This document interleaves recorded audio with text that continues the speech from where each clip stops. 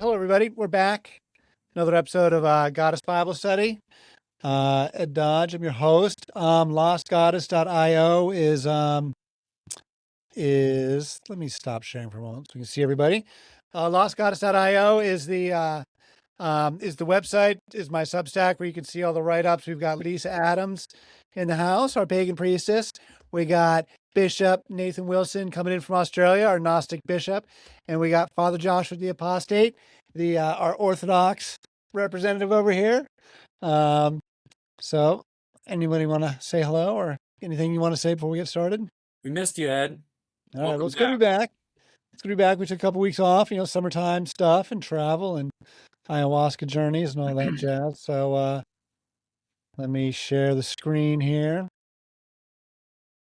And we're back into real history. So yeah, like and subscribe, everybody. And, we're working on the production value here and trying to raise the game here. So anyway, this week's Goddess Bible Study is the reforms of King Josiah, which is the last of the big reform movements of the First Temple against the goddesses. We've got an image here. We got our AI here. We got young King Josiah. These are all historical people. Hilkiah, the high priest.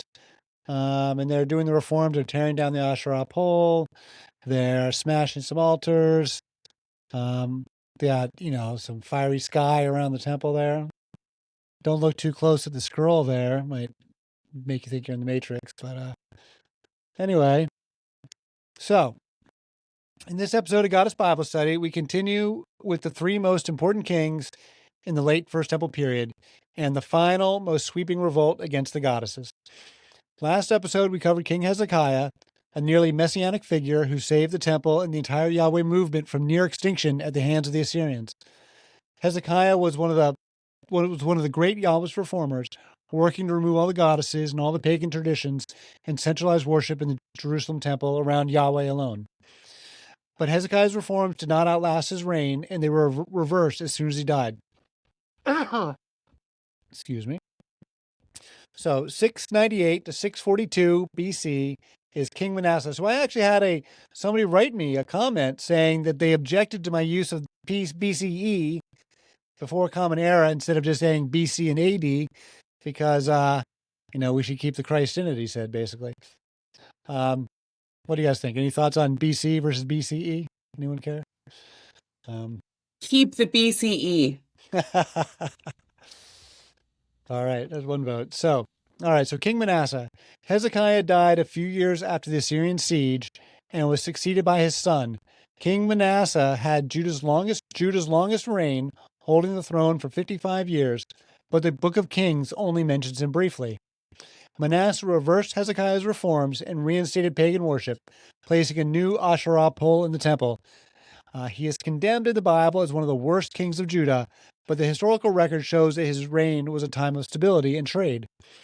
Yeah, they really don't like him, the biblical writers, as we'll see. The Yahwist reforms had never been popular with the people, who wanted their community altars back and desired the freedom to worship as they pleased. As soon as Hezekiah died, the Asherah poles and high places were restored. The Canaanites also continued their idolatrous superstitions and child sacrifice, and Manasseh is said to have sacrificed his own son in the fire.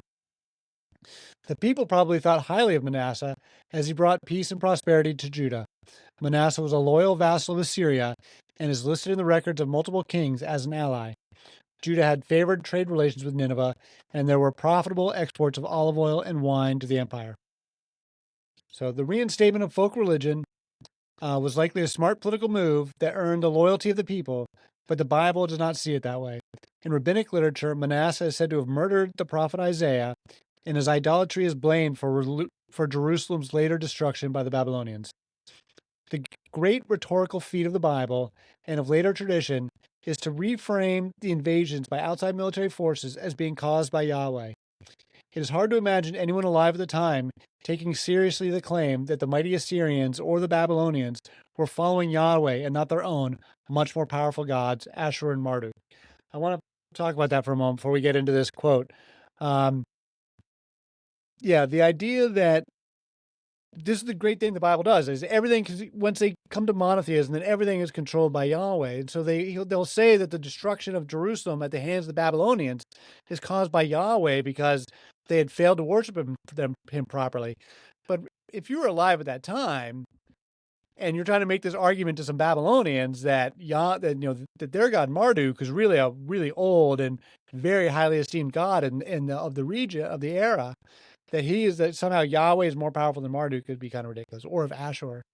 Um, so it's just like, but it worked. It worked in the context of monotheism. This is how people read the Bible, that Yahweh is the one causing the destruction of Jerusalem. But that's why I don't think that they're monotheists at this point. I think they're working towards monotheism, but they couldn't possibly be monotheists at this time because like all these much more powerful gods are running around. The Egyptian gods too. So this is a quote. This is the whole mention of Manasseh in the Bible. I'm going to read the whole thing. So this is the book of 2 Kings. Manasseh was 12 years old when he became king, and he reigned in Jerusalem 55 years. His mother's name was Hephzibah, and he did evil in the sight of Yahweh by following the abominations of the nations that Yahweh had driven out before the Israelites. For he rebuilt the high places that his father Hezekiah destroyed, and he raised up altars for Baal. He made an Asherah pole, as King Ahab of Israel had done, and he worshipped and served all the hosts of heaven. That's like when the gods of the planets, it's the hosts of heaven. Manasseh also built altars in the house of Yahweh, of which Yahweh had said, "In Jerusalem I will put my name." In both courtyards of the house of Yahweh, he built altars to all the hosts of heaven. He sacrificed his own son in the fire, practiced sorcery and divination, and consulted mediums and spiritists. He did great evil in the sight of Yahweh, provoking him to anger.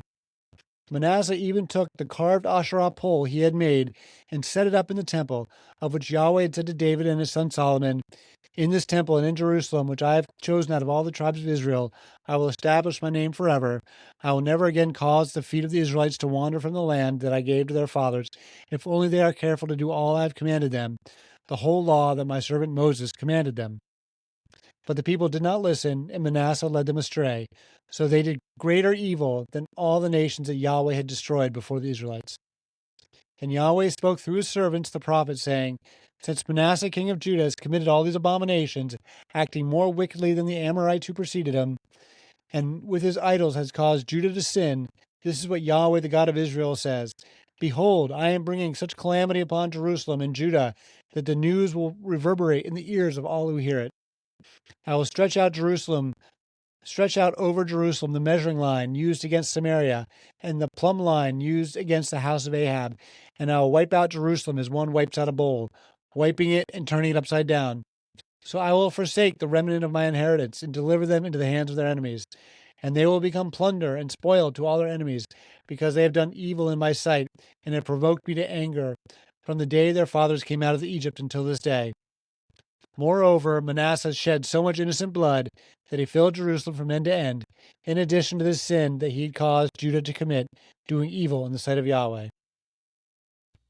Hey, Ed, Yeah. I just have to say, and I've said this in many different ways, and I'm going to say it again, that it just makes Yahweh sound like an abuser. Oh, yeah, right.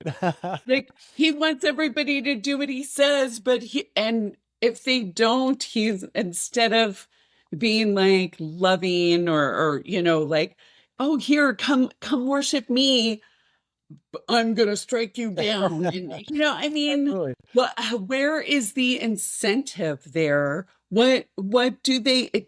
I don't see where the people receive anything from Yahweh other than like abuse and anger and like just like having, I mean, if Yahweh was powerful enough to bring like calamity on the people, I just do not see what's in it for the people to follow Yahweh clearly, because they keep going back to the old ways that feel good and loving and nurturing and all of that. It just blows my mind. Yeah, I totally agree. And I've really come to characterize monotheism now as the religion of the divorced father who's a wife beater and child abuser. And this is why we got to bring back the mother goddess so we can get back, get away from the wife beating and child abusing divorced dad. Well, that's a way of putting it too. But I think it's just a different way to say the same thing. I'd like to draw some attention to Manasseh building altars to the hosts of the heavens, the stars, the astral bodies. That gets often glossed over and doesn't get discussed often enough. The very fact that he was able to do that suggests that, I mean, there had to be, it wasn't just a fringe group that were paying attention to the stars if you were able to just put things into the courtyard of the temple. So, Yeah, I mean, it's very Mesopotamian. I mean, it's very, very much so. Yeah. So yeah, they're worshiping all the same Canaanite gods, which are the Canaanite gods are like this blend of Mesopotamian and Egyptian, but with heavy Mesopotamian. But the hosts yeah, that would be the planets, though. That would be the wandering stars, the planets themselves. I mean, my understanding when they talk about the hosts of heaven, that's the the sun, the moon, and the 5 planets. Right. And so El would be Jupiter, and Baal, or Saturn. I mean, Baal is Jupiter, and that's my understanding. Venus. Some that also believe that El was beyond the cosmic orders as well, regarding the Canaanites as well, which is trippy. There were also groups that believed El had a dad. So, yeah, some scholars reckon around this time of the Babylonian destruction that this is where the Jewish people start to pick up apocalyptic beliefs. I wonder about that too. I mean, they do kind of get destroyed here. So, all right. Interesting. So the Book of Chronicles adds another chapter to Manasseh's story, in which he is roughly captured by the Assyrians and taken prisoner to Babylon. In his distress, Manasseh prays to Yahweh, finds deliverance, and is restored to his throne in Jerusalem. Having found Yahweh, he proceeds with his own reforms, removing altars and foreign gods. That's the Book of 2 Chronicles 33. But neither the Book of Kings nor any Assyrian records mention these incidents, and the Book of Chronicles is clearly revisionist history throughout. It is always interesting to note which historical details get revised in Chronicles, like the smoothing over of rough edges in both David and Solomon's biographies, because it demonstrates the points of sensitivity and embarrassment in the narrative. The success of Manasseh's reign was clearly a sore spot for the biblical writers. A good pagan king was a contradiction they couldn't leave standing, so Chronicles quietly rewrote him into a penitent one.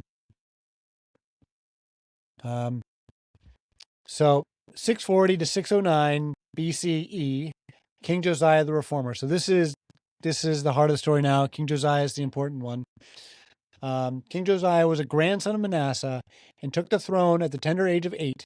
His father Amon had reigned only 2 years before being assassinated by his own officials. The people of the land then killed the assassins and placed young Josiah on the throne in his place. Josiah was the second great Yahwist reformer, and he is hailed in the Bible for his fealty to Yahweh. Some say he is the greatest king in the Bible because he hit the trifecta, following Yahweh with all his heart, soul, and strength. This was pointed out somewhere. Neither before nor after Josiah was there any king like him, who turned to Yahweh with all his heart and with all his soul and with all his strength, according to the law of Moses. Apparently, he's the only one that ever gets described that way with all 3. But it makes me wonder about Josiah being raised at age 8. He would have been, taken care of by, people in the courtiers and the priests in the courtiers. They would have been educating him, and at age 18 he becomes this Yahwist reformer.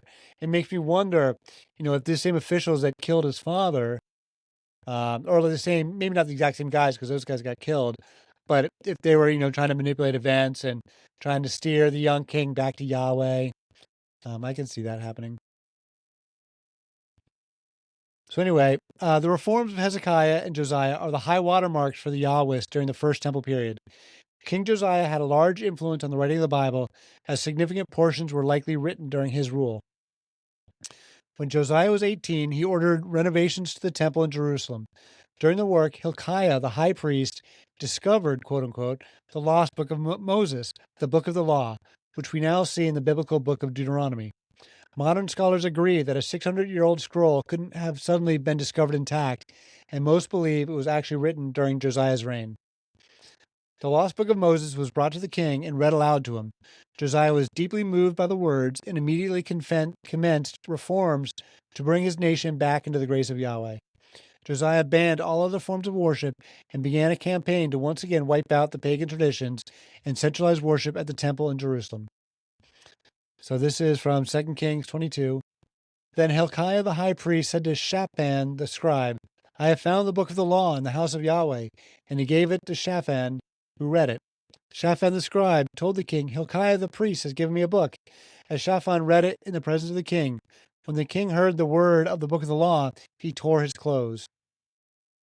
Hilkiah the priest found the book of the law of Yahweh, written by the hand of Moses. And that's from Chronicles.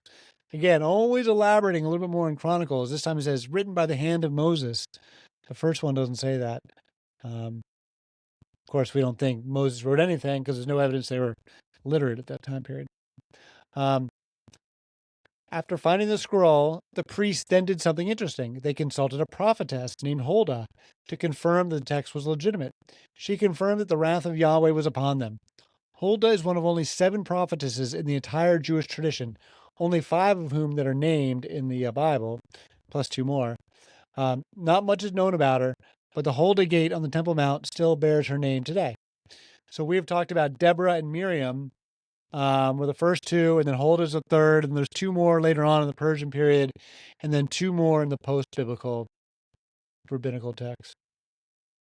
So I'm curious if we know more about what makes one a prophetess in that era, given that most likely most prophetesses were more like priestesses and more like, pagan and goddess oriented versus the ones that apparently are like, Yahweh's prophetess. Well, she's married to somebody who works in the temple. So she's the wife of Shallum, son of Tikva, the son of Harhas, the keeper of the wardrobe, the priestly wardrobe. So these are folks associated with the temple. Again, there's just no details about her. This is the only mention of Huldah anywhere in history, and there's no mention of any other prophetesses at all. So we have no context to understand what they were doing in this time period at all. Maybe, you gotta wonder if maybe they like, say, a prophetess or turn to a prophetess because she holds the divine feminine. She is sort of, speaks in more like the term of like a goddess and priestess. And that's why people might put more like faith in her or something like that. I think there's something to that for sure. These, as we pointed out through Goddess Bible Study, these women, these prophetesses, they show up at these critical moment junctures in the story to sort of like give, like when Judah and Tamar gets pregnant, they call her Kadesha. She's not a trivial woman because she is the great grandmother of the entire house of David, so they're getting this blessing of a Kadesha priestess early on in what becomes this holy line, and then they try to gloss over it and whitewash over it, but the clue is still there. And I think that's something like that is happening here, where like they need to get back and touch base with the divine feminine every once in a while at these critical moments to like bless things moving forward. I definitely think there's something to that. Thank you. So this generation of literate priests, and this is really an important thing, I think, in a discerning reading of the Bible, when you put it historically, is that what we know now from the scholarship is that, they weren't literate. As I was mentioning earlier, the idea that Moses said to have written all this stuff, written the Torah, but there's no evidence that they were literate at all at that time period. And the Bible doesn't actually say that he wrote stuff down, really. It doesn't talk about them carrying scrolls or reading scrolls or doing anything like that. There's no indication internal to the story. Same with King Solomon, that they're ever literate. It never says King Solomon wrote anything. He gets credit with writing anything, but the story never indicates that him or anybody around him are writing anything. But then in the 9th century, when we see the Hebrew language show up in the archaeology, is when the writing starts showing up in the stories, in the tracks. And so now we're seeing the earlier generations never talks about them having scrolls, but now we're in the 7th century BC, and it does talk about them being literate. It talks about them writing scrolls, reading scrolls. And that's tracking with the with the archaeology, which I think is cool. Because this generation of literate priests, which includes the prophet Jeremiah that we'll talk about next week, is known colloquially as the Deuteronomists by contemporary scholars. They're credited with writing the laws of Deuteronomy, the book of Deuteronomy, and that they preserved the older texts from both Judah and Israel, later carrying them to Babylon during the exile.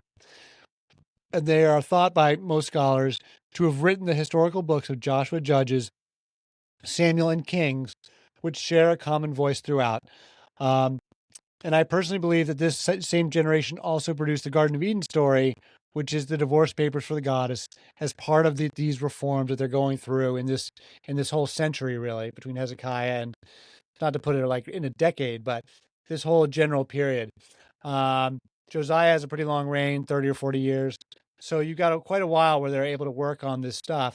And there's clearly a common narrative thread between those four books, Joshua, Judges, Samuel, and Kings. When you read that, it's clear that there's a common author, just like the whole style and the whole perspective. It reads like one common author. So whether they did it before or after the exile in Jerusalem or in Babylon, either way, it's this generation of priests are the ones that are handling the text, and they're the ones who take the stuff to Babylon in the exile. This group of guys that actually preserves what they choose to preserve and carry it with them. So this becomes a very critical, because it's only like 20 years later, the whole temple gets destroyed by the Babylonians. That's going to be the next episode.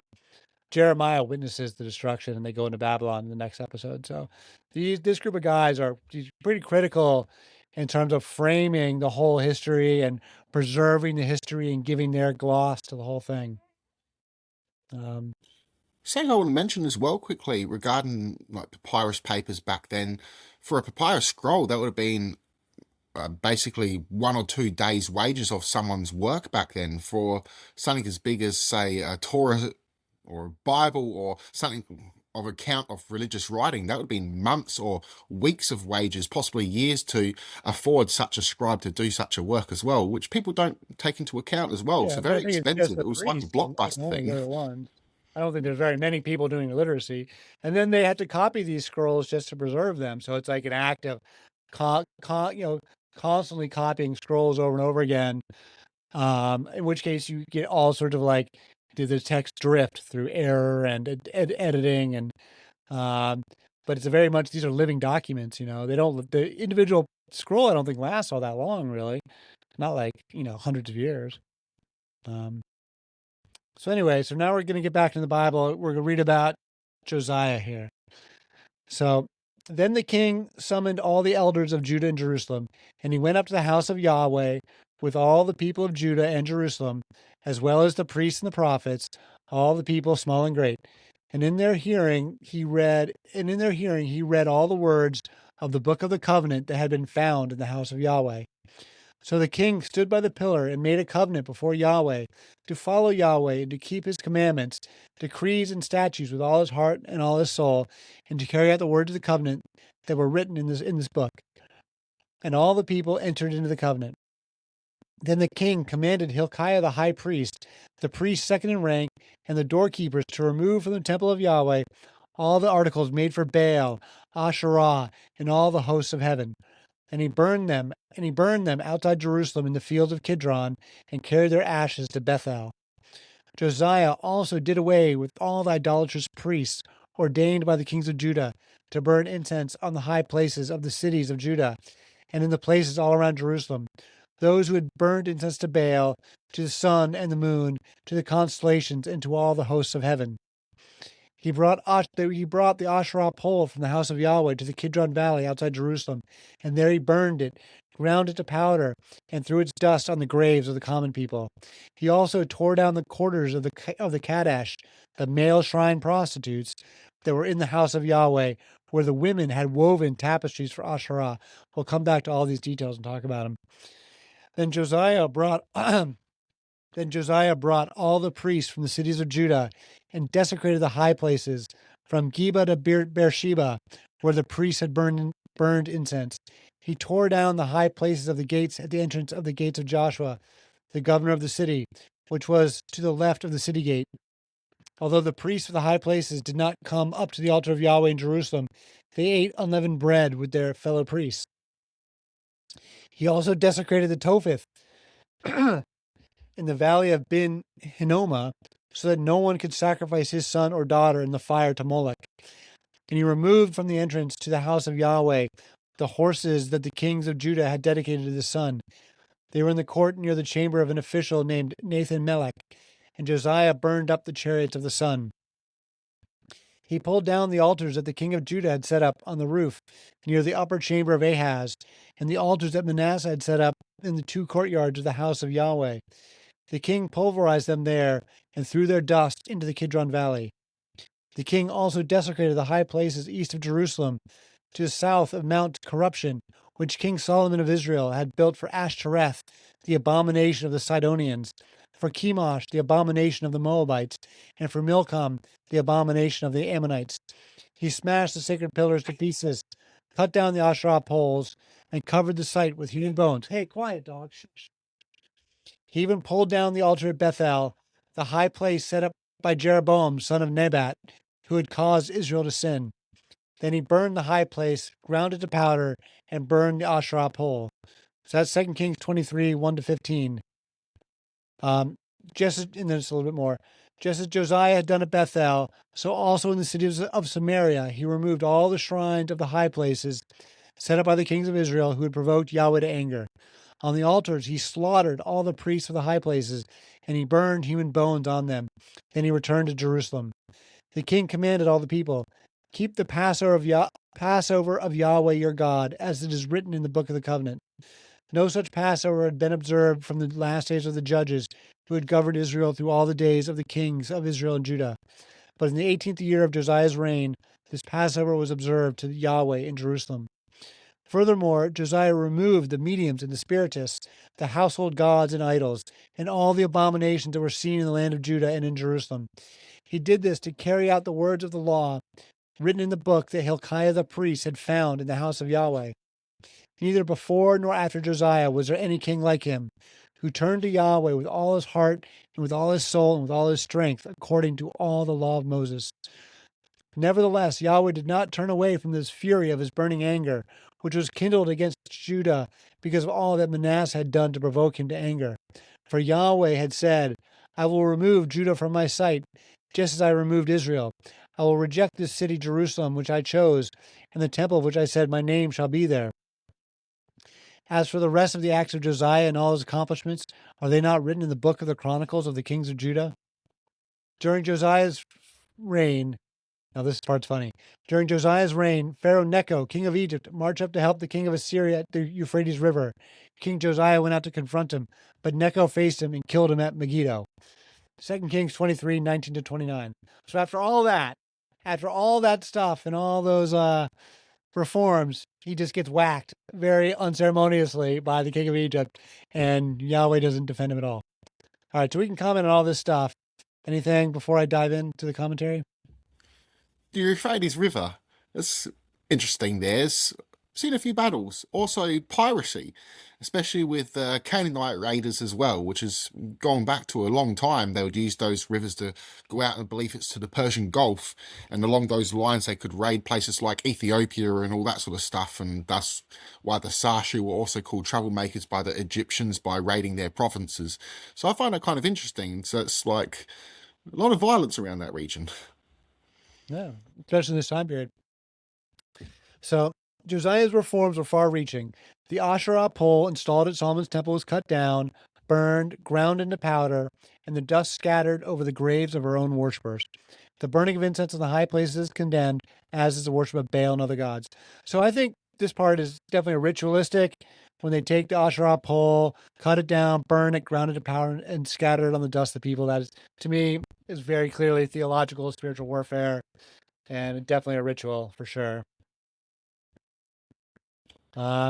Josiah removed the male Kadesh, but pointedly does not mention the female Kadesha, who are presumably left alone.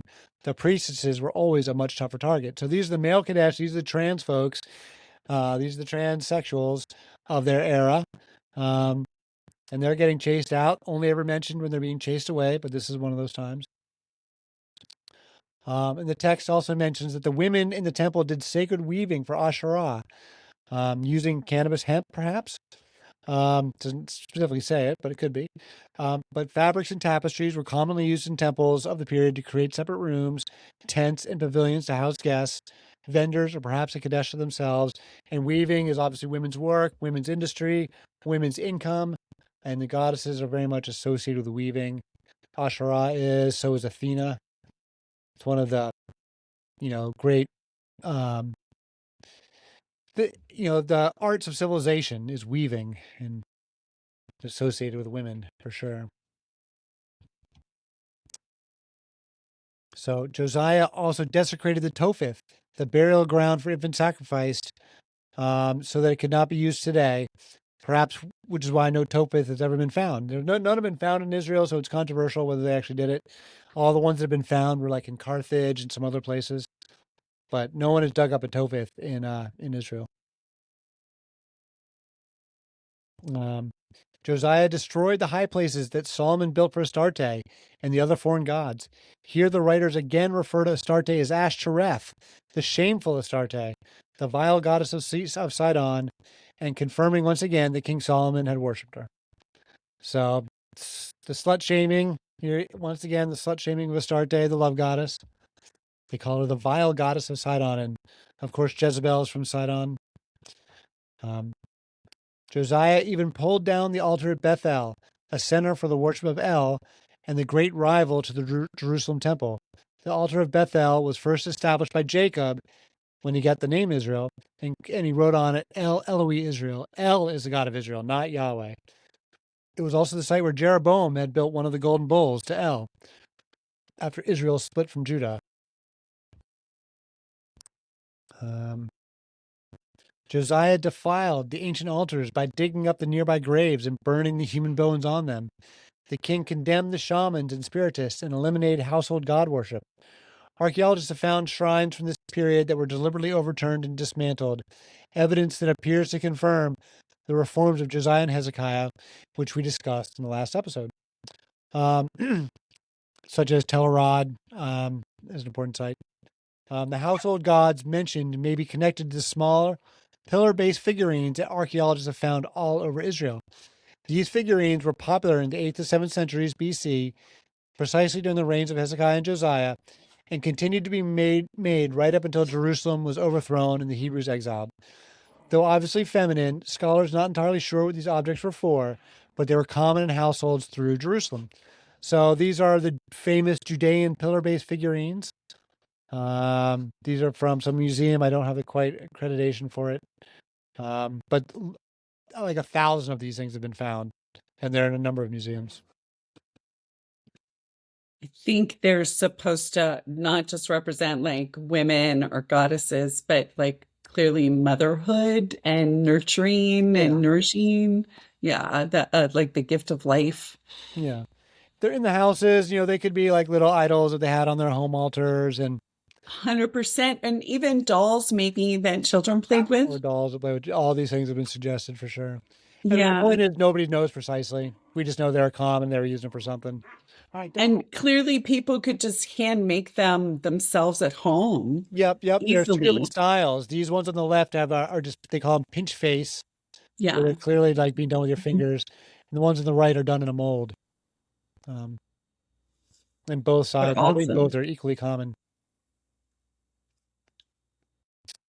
So, 609 BC, the death of Josiah and the end of the house of David. So Josiah witnessed the fall of the Assyrian Empire and the sack of Nineveh in 612 BC, which we also discussed in a previous episode. All of a sudden, the landscape of political alliances shifted, but this turn of events did not work out well for King Josiah. In 609 BC, Pharaoh Necho II of Egypt marched his army up the Mediterranean coast to assist the Assyrians. So the Assyrians have lost Nineveh, but they have now another town called Carchemish on the Euphrates, which is like where they were their last holdout before they're finally destroyed. And at this point, Egypt and Assyria are in alliance against the Babylonians. So Pharaoh's marching up. The Egyptians attempted to cross through the Jezreel Valley and appealed to Josiah for permission to pass. Necho was not looking to fight Josiah, but the king rejected the Egyptian appeal anyway, as he was allied with the Babylonians for reasons that remain unclear. Josiah was killed at Megiddo, the only king of Judah ever killed in battle. This episode is considered a genuine historical event, even though no extra-biblical evidence naming Josiah has ever been found. The Bible actually preserves two versions of his death, and the differences are telling. The account in 2 Kings that we already read treats it almost as an aside, a brief mention that Necho killed Josiah at Megiddo. The account in Chronicles, however, turns it into a full dramatic scene, filling in emotional and theological detail that the kings leaves bare. So this is from Chronicles. After all this, when Josiah had sent the temple in order, Necho, king of Egypt, marched up to fight at Carchemish by the Euphrates, and Josiah went out to confront him. But Necho sent messengers to him, saying, "What is the issue between you and me, O king of Judah? I have not come against you today, but I am fighting another dynasty, and God has told me to hurry. So stop opposing God, who is with me, or he will destroy you." Josiah, however, did not turn away from him. Instead, he ordered to engage him in battle. He disguised himself. He did not listen to Necho's words from the mouth of God, but went to fight him on the plain of Megiddo. There the archers shot King Josiah, who said to his servants, "Take me away, for I am badly wounded." So his servants took him out of his chariot, put him in his second chariot, and brought him to Jerusalem, where he died. And Josiah was buried in the tomb of his fathers, and all Judah and Jerusalem mourned for him. So apparently, King Josiah's dedication to Yahweh provided him no protection in battle and no assurance of victory. God, in this telling, was on the side of Egypt. Josiah's death brought an end to fealty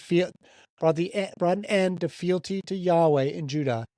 Egypt installed new vassal kings, all of them pagan, and a few years later, Jerusalem was destroyed by the Babylonians. Josiah's death in Megiddo marked the end of Judean independence and, for all practical purposes, the end of the house of David. The Yahwist reforms, even at their most sweeping and sincere, were not enough to spare Yahweh's people from destruction and exile. Next episode, we will discuss the prophet Jeremiah and the destruction of Jerusalem, the exile to Babylon. All right. Hey, Ed, why do you think they were so honest about that?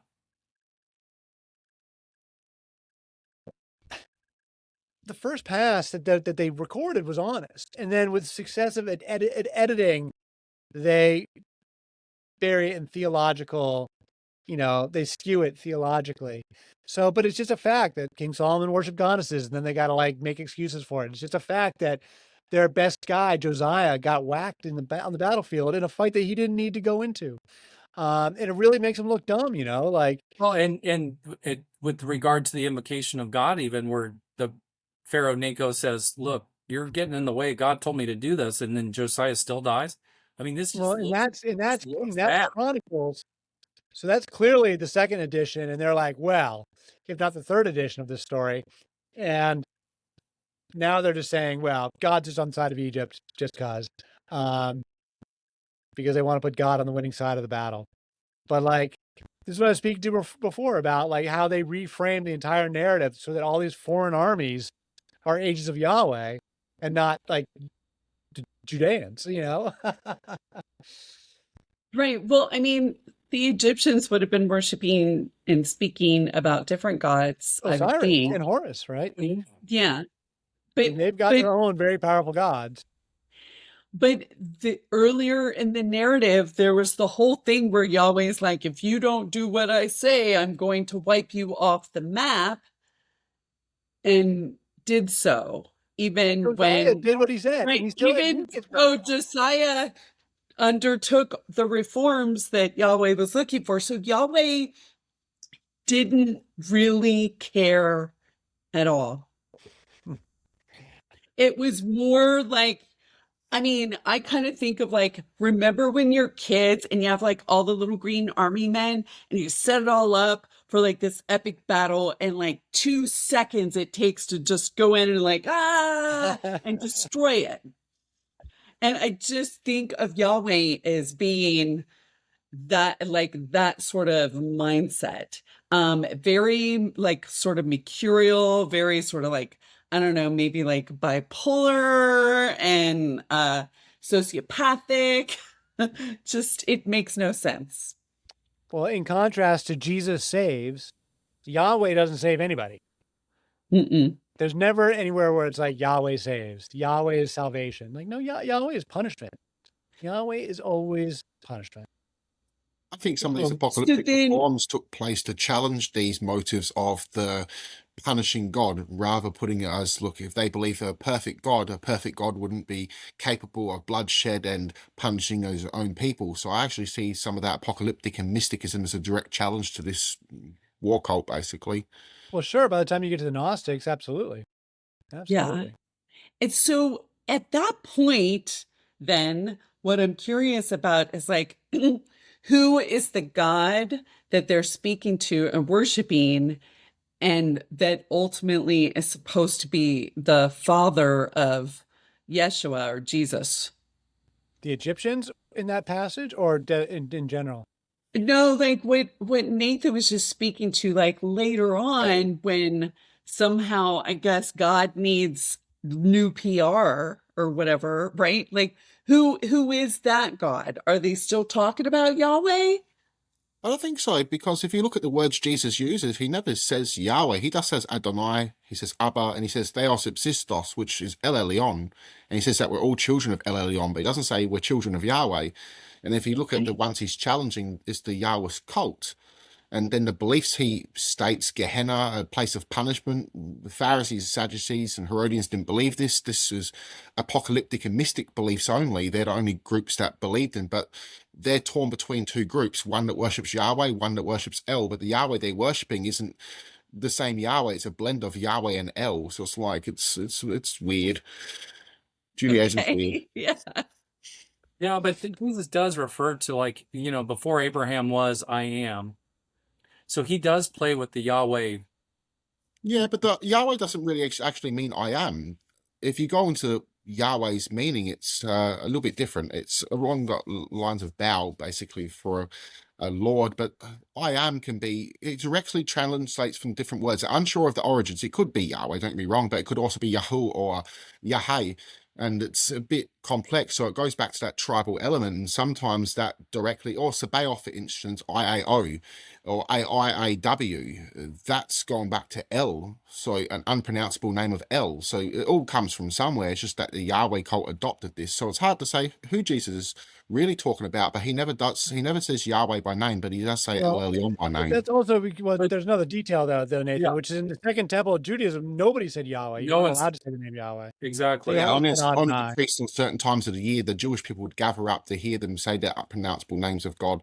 So you are right there as well. Yeah. So, but then you could say there was cults that directly challenged that worship, and they worship El as the father, like the Essenes. They viewed El as the God and Yahweh as his son, and they were the original group in the temple that were exiled out the temple. And we see them somewhat being against the Maccabees and Hamasseans, and then some of them were pro-Hamasseans. There's scholars that state that the book of Daniel is a direct speaking of Onias II, who was an exiled priest, and some even state that he was the teacher of righteousness. So it's kind of hard to say as well. There's definitely different groups that worship a different version of God or had a different understanding. I definitely see the El cult was exiled out of the temple and it was overthrown by the Yahweh worship. So if Jesus was wandering around the desert and hanging around an older group, if he was worshiping that God, it would explain why he's challenging the Yahweh priesthood. There's very big differences in their theology. I think that is definitely a Gnostic, that could be a Gnostic point of view there. But when, like, he's referencing the Psalms in the text, it would be those Psalms he's referring to have Yahweh in them. So, but you could still all probably be right about that if there is some kind of, I don't know. I definitely think there's a philosophical dispute between who is actually being referred to, I suppose. I mean, I see El and Yahweh as two separate gods. And I think that a lot of people in this time period, and that's kind of the fight they're having. Are these two separate gods, or are they, is it the same? And so obviously the monotheists want El and Yahweh to be merged, whereas other people see that as an impossibility because El is the kind, loving creator, and Yahweh is this nasty, genocidal, jealous abuser, and that there are two different characters and they shouldn't be merged together. I agree, and I think that's why Jesus also stated those who came before me are pirates and thieves, or if you want to put another translation, laestes, it could be predators and thieves. Why would he say that about previous prophets? There's contradictions in Jesus' teachings. A lot of it's been edited by the church for sure as well, but there's clear confliction there. Well, I don't get me wrong. I think there's possibility that Jesus did worship Yahweh too, probably, but as a lesser form of El, if not his son. And that could be baffling for some Christians to understand, but it's how it was in those times. It wasn't uncommon. There were Canaanites that followed Jesus later on and after his death that believed that he was Yahweh and that his dad was El. So I would love to. Ed, you said something about that they were not even allowed to say the name of Yahweh during the Second Temple period. Is that right? Yeah, they started using the word Adonai. Adonai. Okay. Do we know where that name originated? So they call it the YHWH is a tetragrammaton, and it's a very mysterious and subject to a great deal of theory and debate, and nobody really knows where the YHWH comes from, or how to say it, or whether they pronounce it Yahweh or they pronounce it some other way. There's a Canaanite god called Adon as well. Who's asking about Adonai? Yeah, Adonai. Isn't that a Greek? There's a god called Adon, and it's the Adonai version, basically in that language. But it's not Adonai. It's the wrong word I meant to say. It's there's another god that's similar with Adonis. So it's a Canaanite version of Adonis basically, and it was Adon, and it could come from there. But El was also called Adonai. And also, if you look at the Hebrew word for God, El, it's not being like a relevant language to anybody. Like after they get exiled to Babylon, like they stop speaking Hebrew, and so it just is strictly a language for the priests. Like it's a sacred language only by like this handful of like this little cartel of literate priests who are like writing their secret code to one another. Like it's not a common language in the second. They're not speaking Hebrew in the Second Temple. They're speaking Greek and other languages. Aramaic, I guess. Yep. Yeah, as well as Aramaic. You can. If they were speaking of God names like an Adonai, is that right? Yeah. Then does Adonai mean like the beloved?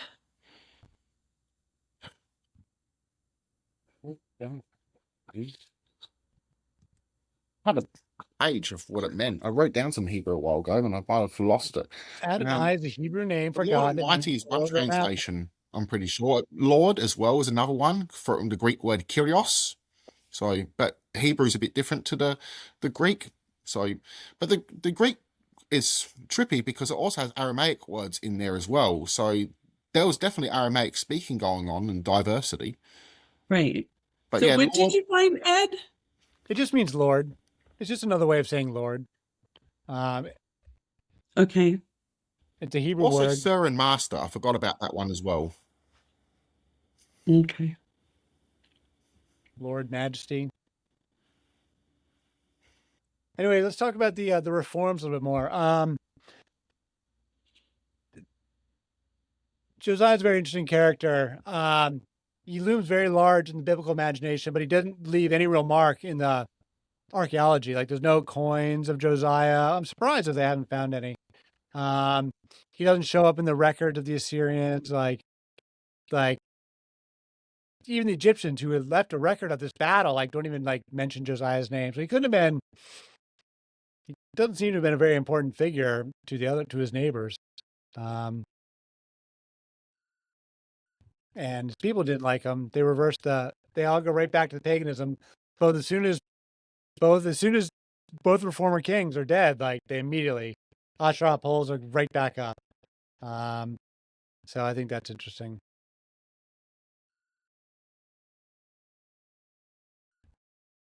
Yeah, Hezekiah. But at the same time, it seems as though so many of the steps that were taken, like you were saying, when they burned the poles and turned, ground it literally into dust to sprinkle over people's graves, like that seems to me more of an act of reverence and respect versus, just complete destruction. Right. It's not vandalism, right? It's very they take it seriously. Like the Asherah pole is definitely respected, and they can't, they gotta use their powers to undo. Like they got to fight magic with magic, so to speak. You know, like.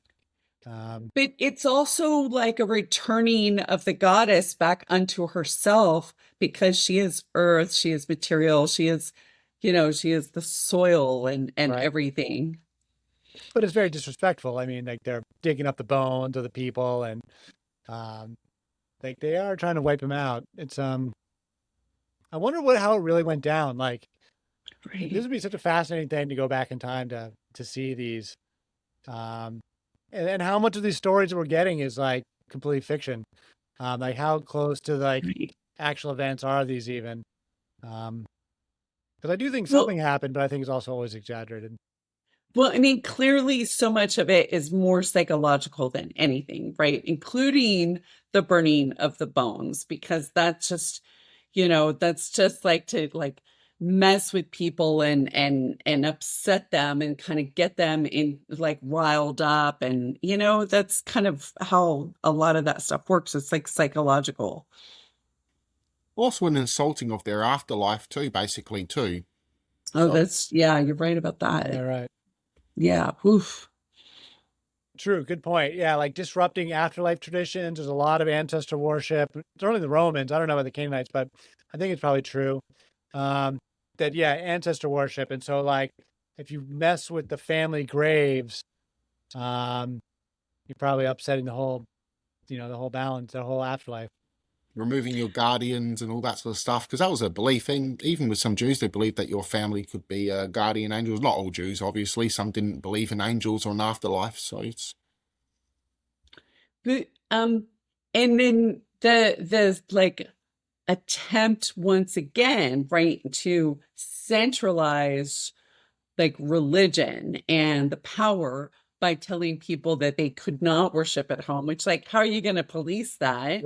Right. Other than other than taking their idols, if you will, or their statues, but that they could still worship at home instead of like having to go to the temple, because clearly going to the temple is like control and centralization, as opposed to having, letting people continuing, which I'm sure they did, to worship at home in their own way. And of course, the people writing the text are the people doing these reforms. So the textual narrative celebrates these reforms as the greatest thing ever, even though the people, you can imagine, the people must have hated it. It must have been very unpopular. Well, and then there Josiah goes to speak to, this Egyptian king on his way to battle with no protection. So who, like if he had stayed within the pagan practices and pantheon, he probably would have had the protection, right, going into that kind of a situation, because clearly Yahweh didn't protect him. Like, right, Yahweh. It's so funny. It's so funny. The first time when I went back and I was doing my original research for History of the Goddess and read this story for the first time, I could not believe what I was reading. Because I just read it like on my own. Nobody prompted me to like about this stuff about Josiah. And then I go like, then he just gets killed. Like I couldn't believe it. And then, and because it tracks with what we were saying about King Solomon, that he worships the goddesses and he dies fat, rich, and happy in his bed, totally protected. And then next week we'll talk about with Jeremiah when they're going into the exile, and he gets in the argument with the women, and they say, and he castigates them for worshiping the Queen of Heaven. And they say, no, if we continue to worship the Queen of Heaven, it's only when we stopped worshiping the Queen of Heaven that calamity befell us. This is what we'll talk about this next week. And I think about that all the time, like those two contrasts between King Solomon keeps worshiping the goddesses and he's totally rewarded. These other characters later on stop worshiping the goddesses and they get wrecked. And that totally goes for Josiah as well. So I'm like, here I am just doing what Martin Luther said, go home and read the Bible for yourself. And everything I'm reading is like pro-Mother Goddess. Like it's all like Yahweh doesn't save anybody. Like, well, there's also a sort of metaphor there too for like, when you forget about the goddess or when you dismiss her, when you're not reverent towards her, there's like, there's going to be the calamity, whether it's, like a tidal wave or an earthquake or a great flood or whatever it is, of course, the earth mother, is going to have her own expressions of things. It was pretty cool they mentioned the Earth Mother as well, because something that the Jewish Christians and Gnostic Christians had in common, they kept the earth as being sacred. The Ebionites have their writings, though we don't have the original text. The church burnt it. We have quotations from them, but they mentioned about the earth being the mother. They also mention the Holy Spirit being the mother, and that's also a Gnostic element as well. So there's something there as well. Also the worshipping of homes, Second Temple Judaism, they were making efforts to remove home worship and telling them they have to come to this temple only. They would mock the Samaritans, saying, screw your holy mountain, you have to come here and worship. And then you look at Jesus stating that there'll be a time when we can worship anywhere. There's still direct challenges there, but the mother's kept there in those two traditions. But you don't see it in Orthodoxy, you don't see it in Catholicism, except in the version of the Virgin Mother. But you see an older element reference of the earth in these older groups in the Jewish Christians and Gnostics. Well, I wonder how much this idea of like home worship, also given that your home in that case becomes your temple, like, I mean, that's how I view my home. And if you were to come here, and you're all invited and welcome to come and visit, but if you were to come here, you would understand, as everybody does the moment they walk in here, that there's a vibe and that everything kind of looks like an altar. It is a sacred space to me. I have dedicated it as such. It has a feeling to it. It is my personal temple. And, you know, and I invite people into this temple. So like, I wonder if we were to consider, you know, like, you know, we talk about real estate and investments and all of that, but what if we were to think more along those lines with regards to home as, you know, a sacred space, a temple space, and how that might shift some of the ways that we as a society operate with regards to housing. And even bigger than that, how about our entire civilization? Make our entire civilization be sacred. Including our home. Yeah. And homes don't get treated very well by a mass group of people. Like here in Australia, we have the indigenous population here, and they're known to light fires in their own houses, destroying their houses, ripping open the walls and starting fires, which isn't really good. But there's also other people that do that in poverty as well, destroying their homes as well. It should be something sacred you come home to, you, especially those that share it with others, their family, their loved ones. Yeah, the place where your ancestors were born and where your offspring and your descendants could be born or come through. Like it kind of in a way becomes a portal as well. Well, we used to bury our dead in our homes. Or our backyards, we used to lay them out in the living room and sit with them for days, right, before we put them into the earth. An interview I did with Bernie Taylor a couple weeks ago, we talked all about Çatalhöyük, which is the earlier Neolithic settlements where they were totally burying people beneath, not everybody, but like certain special people would be buried beneath the floorboards of the home, in the basement of the home. And then, but he pointed out something to me, that they've done modern DNA analysis on them. And what they're finding is that it's basically all women, and that it's all these matrilineal lines. It's like the queen mother, or not, it's like the family, you know, the matriarchs whose bones are being preserved. And then it's mother, daughter, all the way down the lines, and nieces and stuff. And that's because it's not everybody. Like there's too many people to like bury everybody in the house. It's only the special people. But the modern DNA analysis is being done on it. To make a nod to your Substack, Ed, where you're talking about Dr. Sinclair, like that what you just said just kind of is good evidence to contradict maybe that notion. Did you guys read my article on academics and goddesses? Yeah, it was very good. I didn't get there, but I'm excited to. Yeah, no, read that one. I'm really pleased with it. I think it turned out really well. So I exchanged some Facebook texts with this woman who I was criticizing. She was very butthurt that I criticized her.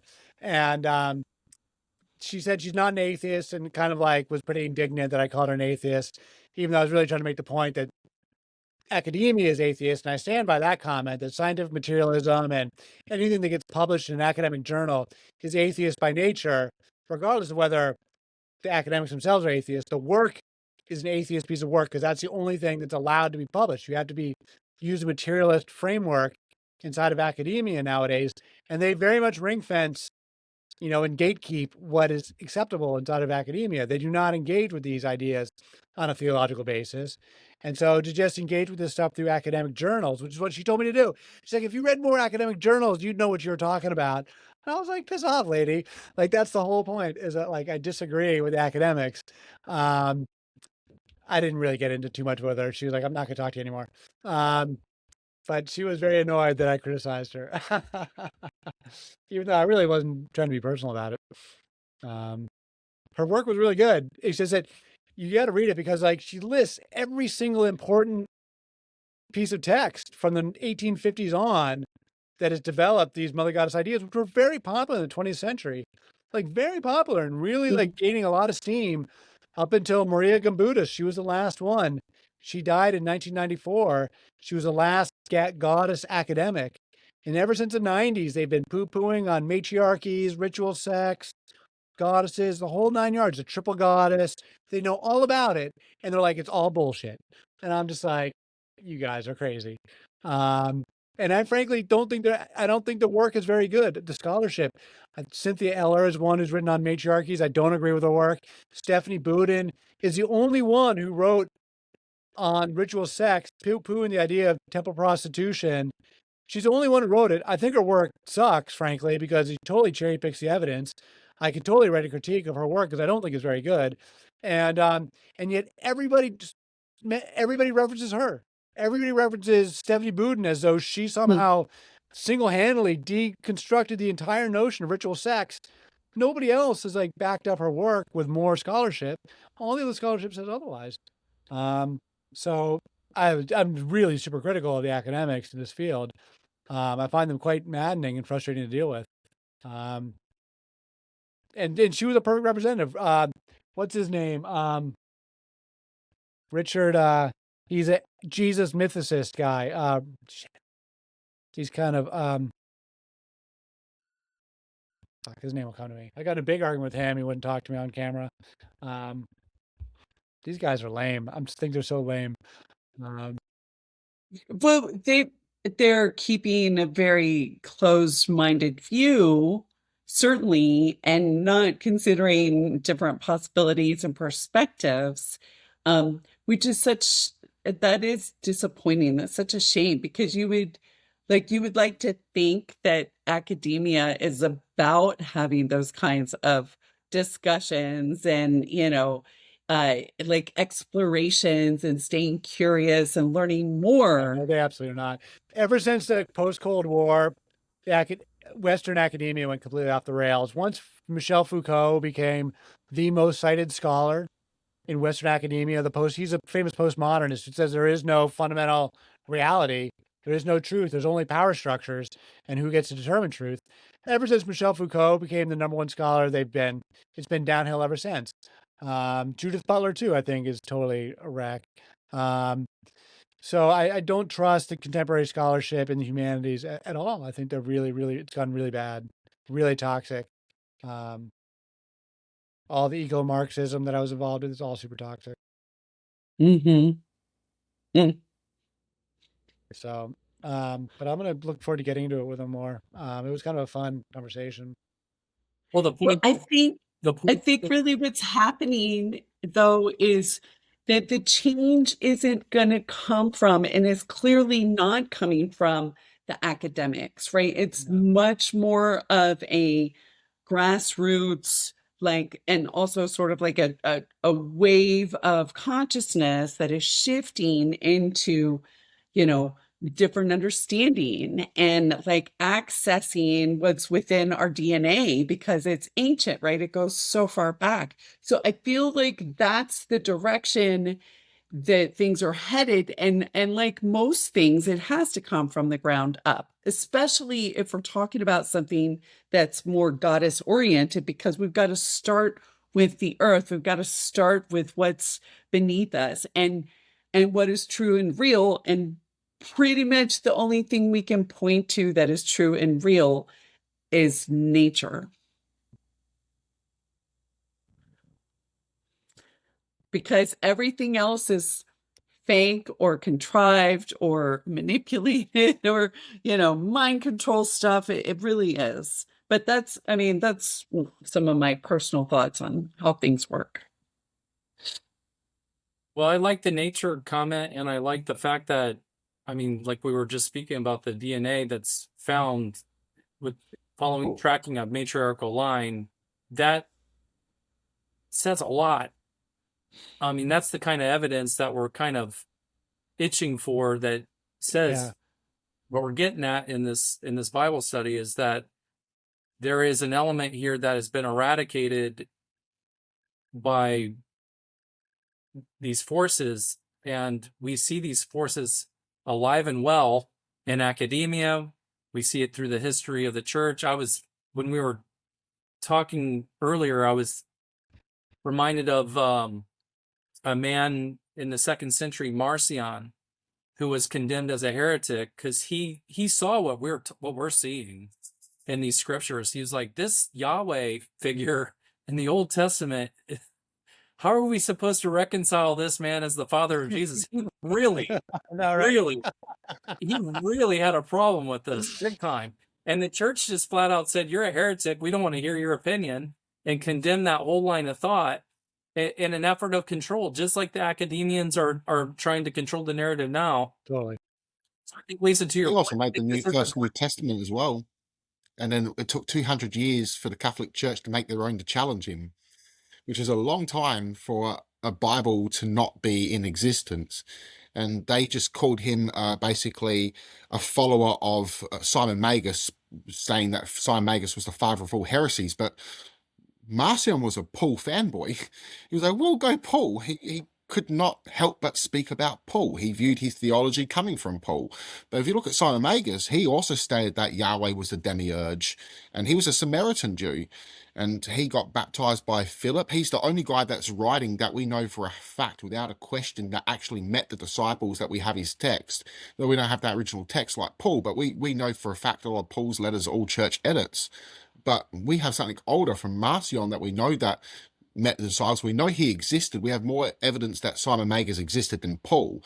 So we had people that were even worshipping Simon Magus as a god, or associating a Mars statue with him, so associate that this fellow was deified.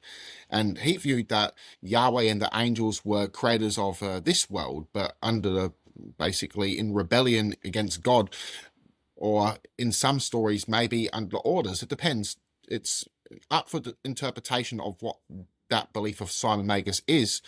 But his theology is interesting. He mentions the Garden of Eden, Exodus, Leviticus, and he's stating all this is symbolism for the child in the womb coming out of the mother and being exiled and having to find God again. A very different interpretation of mainstream Judaism.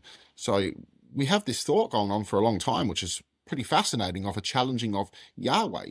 Simon Magus believed that Jesus became the Logos and replaced Moses as the law of God, and his God was El. And we see this theology similar to the Margaria or Margarites in the BC era, way before Jesus existed. And they believed that Yahweh was the demiurge and creator of this world under the orders of the Most High God El. And that's a BC era Jews. They could be the ancestors of the Essenes. They were called cave dwellers. So they could have been the group of Jews that were exiled to their temples and lived in caves and holes.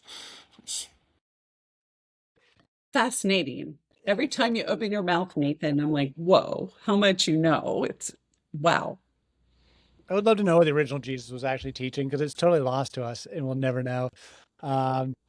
It's just everybody's got an agenda. Everyone talking about Jesus has got an agenda, and it's really hard to untangle. What was the original guy? Was that really all about? I'd love to know. Even if I was wrong, I'd absolutely love it. If Yahweh was Jesus's dad, then maybe Jesus is like, the the sort of rebellious son, like rebelling against everything his dad said and stood for or whatever. But definitely don't think